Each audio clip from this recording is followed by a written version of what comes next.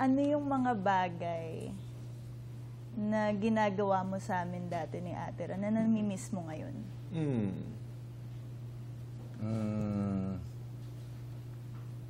Siguro asarin kayo lagi. Dati, yun yung paborito kong ginagawa.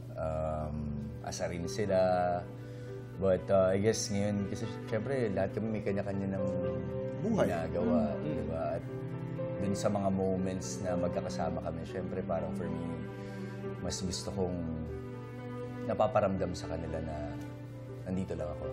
Like, anytime na kailanganin niyo ako. Hindi kasi ako hindi po ako showy or parang hindi ko man madalas nasasabi sa kanila na love ko sila. But I hope dahil ko napaparamdam sa kanila. Yeah. Your question for Rere. My question? Iyak ako. My question, naging mabuting kuya ba ako sa inyo?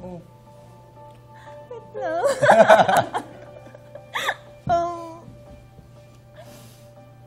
Oo naman. Oo, sobra. Wait lang.